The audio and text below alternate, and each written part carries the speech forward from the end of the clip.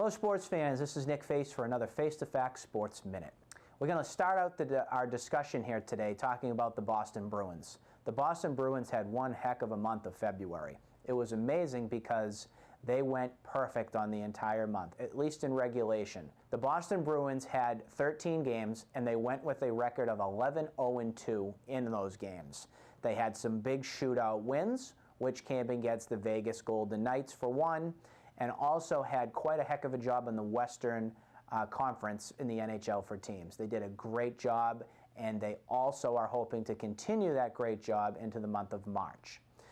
The very last game of the month of February had the Bruins face off against the Tampa Bay Lightning. The Tampa Bay Lightning have been the runaway favorites right now in the NHL and are one of the teams that is destined for a Stanley Cup. The Bruins are able to get a great win against the Tampa Bay Lightning to wrap up the month of February by a score of 4-1. You are now able to safely say with the Boston Bruins that they are Stanley Cup caliber. We also had the trade deadline that just came up in the NHL. The Bruins picked up two new additions. One of those new additions is a forward by the name of Charlie Coyle. The Bruins parted with in that trade with Ryan Donato. Donato was down in Providence at the minor league affiliate for the Boston Bruins. Didn't really seem like he had quite a place here with the team. So the Bruins pick up Charlie Coyle, who came from actually Boston University. So there's some New England roots that come from him. So we're looking forward to seeing more of him as the Bruins continue on their season.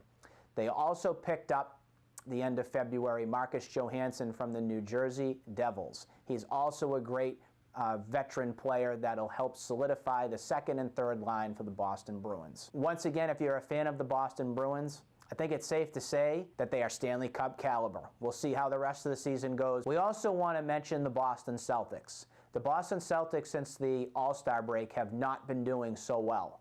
They've dropped their last 4 games and are looking like a team that is not destined for a long run in the playoffs. It's a team that has not been able to work well together on the court, and they just came off one of their worst losses in the Brad Stevens era against the Toronto Raptors. The Toronto Raptors are one of the teams that is atop the Eastern Conference in the NBA. Before our Face to Fact Sports Minute is done, we also want to give baseball a little bit of a conversation today. The reason we want to talk about baseball is 2 big-name free agents just came off the board and signed to new teams.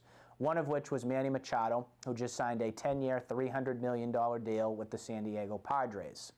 The other player who just came off the board was Bryce Harper. Here's a player that just signed for 13 years for $330 million. Here's my take on the stance with these big contracts. I personally don't feel that these athletes are worth all these millions of dollars. So with Manny Machado and Bryce Harper both coming off the board, it's caused quite an interesting discussion to see how people feel about how much money these professional athletes are truly getting now from these teams. If you have an opinion on these big contracts in the game of baseball or professional sports in general, go to our Facebook page at Sports Zone 101. We have a poll that's up right now that you can vote if you feel these players deserve that contract. Vote yes. If you feel that the money that went to these players is not worth it, you can also vote no on the matter too. We'd love to hear your opinion. This will do it here for another Face to Fact Sports Minute. I'm Nick Face, and we will see you next time.